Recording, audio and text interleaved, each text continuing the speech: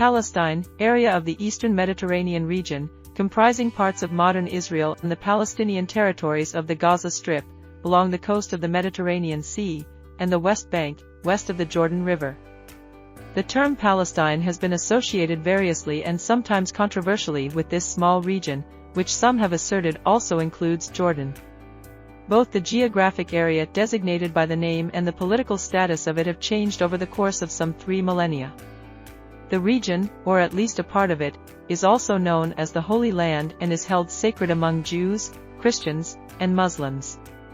Since the 20th century it has been the object of conflicting claims of Jewish and Arab national movements, and the conflict has led to prolonged violence and, in several instances, open warfare. The word Palestine derives from Philistia, the name given by Greek writers to the land of the Philistines, who in the 12th century BCE occupied a small pocket of land on the southern coast, between modern Tel Aviv, Yaffo and Gaza. The name was revived by the Romans in the 2nd century CE in Syria-Palestina, designating the southern portion of the province of Syria, and made its way thence into Arabic, where it has been used to describe the region at least since the early Islamic era.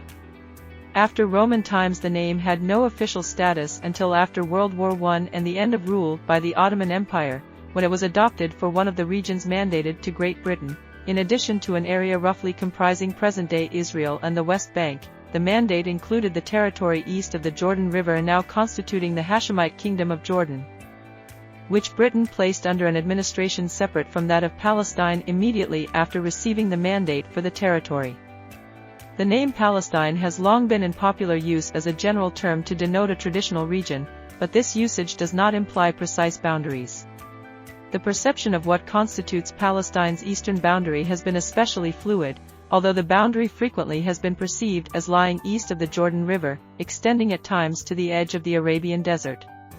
In contemporary understanding, however, Palestine is generally defined as a region bounded on the east by the Jordan River, on the north by the border between modern Israel and Lebanon, on the west by the Mediterranean Sea, including the coast of Gaza, and on the south by the Negev, with its southernmost extension reaching the Gulf of Aqaba.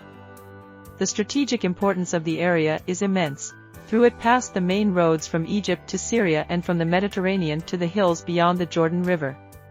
Settlement depends closely on water, which is almost never abundant. Precipitation, which arrives in the cool half of the year, decreases in amount in general from north to south and from the coast inland. Perennial rivers are few, and the shortage of water is aggravated by the porous nature of the limestone rocks over much of the country. For further reading on the political units most closely associated with Palestine, see the articles Egypt, Israel, Jordan, and Lebanon. Land coastal lowlands of varying widths front the Mediterranean.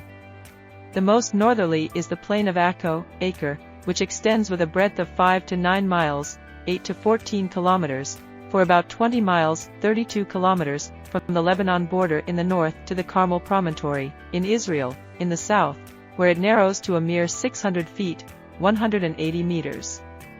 Farther southward the lowland opens out rapidly into the plain of Sharon, about 8 miles, 13 kilometers, wide and extending south to the latitude of Tel Aviv, Yaffo.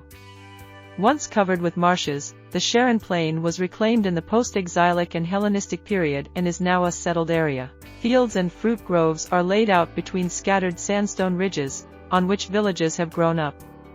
South of the spur of low hills that approaches the coast at about Jaffa, the plain widens into a fertile region known in biblical times as Philistia, a district of orange groves, irrigated orchards, and fields of grain. Farther northward the plain of Esdraelon, Emek Yisrael, formed by subsidence along lines of faults, separates the hills of southern Galilee from the mountains of Samaria. The plain, 16 miles, 26 kilometers, wide at most, narrows to the northwest, where the Kishon River breaks through to the plain of Akko, and to the southeast, where the Arid River, which rises at the spring of Arid, has carved the plain into the side of the Jordan Valley. Covered with rich basaltic soils washed down from the Galilean hills, Esdraelon is important both for its fertility and for the great highway it opens from the Mediterranean to the lands across the Jordan. The maritime plain connects with Esdraelon by the pass of Megiddo and several lesser routes between the mountain spurs of Carmel and Gilboa. The hill country of Galilee is better watered and more thickly wooded than that of Samaria or Judea. North of the Bet Netofa Valley, plain of Asokis, is Upper Galilee, with elevations of 4,000 feet, 1,200 meters, a scrub-covered limestone plateau that is thinly populated. To the south, Lower Galilee, with its highest peak, Mount Tabor, 1,929 feet, 588 meters, is a land of east-west ridges enclosing sheltered valleys like that of Nazareth, with rich basaltic soils. Samaria, the region of the ancient kingdom of Israel, is a hilly district extending from the plain of Esdraelon to the latitude of Ramallah.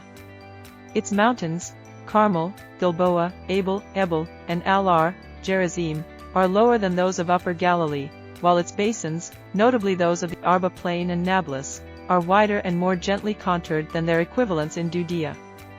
Samaria is easily approached from the coast across the plain of Sharon and from the Jordan by the Phria Valley.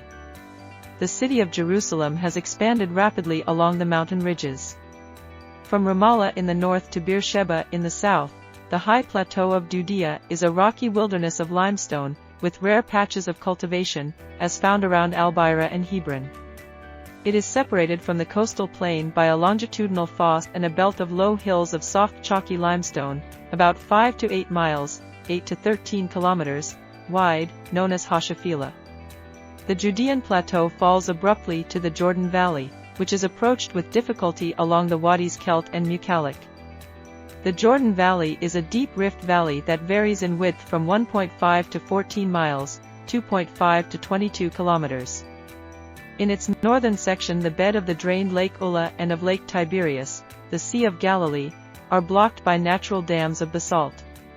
Descending to about 1,310 feet, 400 meters, below sea level, the lowest land depth on the Earth's surface, the valley is exceedingly dry and hot, and cultivation is restricted to irrigated areas or rare oases, as at Jericho or at En-Gedi by the shore of the Dead Sea.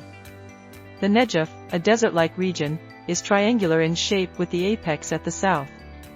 It extends from Beersheba in the north, where 8 inches, 200 millimeters, or more of precipitation falls annually and grain is grown, to the port city of Elat on the Red Sea, in the extremely arid south. It is bounded by the Sinai Peninsula on the west and the northern extension of the Great Rift Valley on the east. The social geography of modern Palestine, especially the area west of the Jordan River, has been greatly affected by the dramatic political changes and wars that have brought this small region to the attention of the world. In the early 21st century, Israeli Jews constituted roughly half of the population west of the Jordan, while Palestinian Arabs, Muslim, Christian, and Druze, and other smaller minorities accounted for the rest.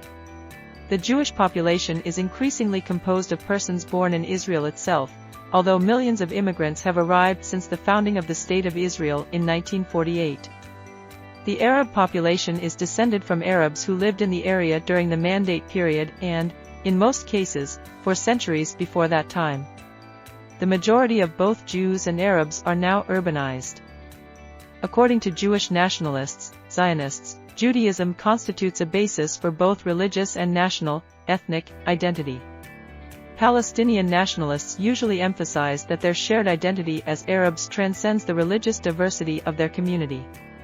Both Muslim Arabs, constituting about 18% of the Israeli population, and Christian Arabs, about 2%, identify themselves in the first instance as Arabs. The Arab majority resident in the West Bank and the Gaza Strip and the still larger number of Arab Palestinians living outside the area, many in nearby countries such as Lebanon, have strongly opposed it. Many ideological Jewish Israeli settlers support such an annexation and think those lands properly belong to Israel. In 2005, Arab concerns were partially assuaged when Israel completed its withdrawal from the Gaza Strip and handed over control of the territory to the Palestinians, but the Israeli settlement population in the West Bank nearly doubled between 2005 and 2019. Both Zionists and Palestinian Arab nationalists have at various times since the 19th century claimed rightful possession of the area west of the Jordan River. The rivalry between the two groups and their claims have been major causes of the numerous Arab-Israeli conflicts and the continuing crises in the region. Some members of each group still make such sweeping and mutually exclusive claims to complete control of the area, whereas others are more willing to seek a peaceful compromise solution. History of Palestine: the Stone Age and the Copper Age. The Paleolithic period, Old Stone Age, in Palestine was first fully examined by the British archaeologist Dorothy Garrod in her excavations of caves on the slopes of Mount Carmel in 1929–34. The finds showed that at that stage Palestine was culturally linked with Europe, and human remains were recovered showing that the inhabitants were of the same group as the Neanderthal inhabitants of Europe. The Mesolithic period, Middle Stone Age, is best represented by a culture called Natufian, known from excavations at Ain Malaha and Jericho. The Natufians lived in caves, as did their Paleolithic predecessors, but there is a possibility that they were experimenting in agriculture, for the importance to them of the collection of grain is shown by the artistic care that they lavished on the carving of the hafts of their sickles and in the provision of utensils for grinding.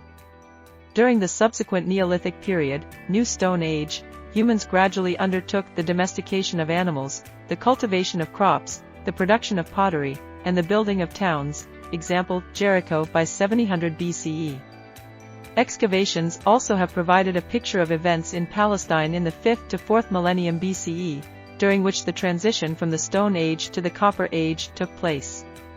It was probably in the 4th millennium that the Gasulians immigrated to Palestine. Their origin is not known. They are called Gasulians because the pottery and flints characteristic of their settlements first attracted attention in the excavations of Telalat al-Ghassil in the Jordan Valley. There was a permanent village site with several successive layers of occupation, and the site probably was associated with reasonably efficient agriculture. The phase can be called the Eneolithic or Chalcolithic period or the Copper Age, since copper axes were found at Telalat al-Ghassil, and this is confirmed by the finds at sites near Beersheba, with pottery and a flint industry allied to those of Telalat al-Ghassil but not identical with them. At Beersheba there was a copper working industry, which presumably imported ore from Sinai, and there was also evidence of an ivory working industry, both proving the growth of a class of specialist craftsmen.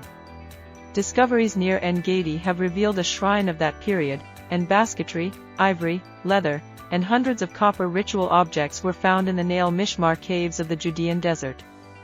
The region in which the Gasulian settlements have been found is mainly in the south of Palestine, with an extension up the coastal plain and its fringes. These settlements seem to have died out and disappeared in the last centuries of the 4th millennium, about the same time that a new population immigrated, probably from the north. Thereafter the composite elements in Palestine consisted of the indigenous Neolithic Chalcolithic population, the Gasulians, and these latest immigrants. In time the peoples were amalgamated into what was to become the sedentary urban population of the early Bronze Age in the 3rd millennium.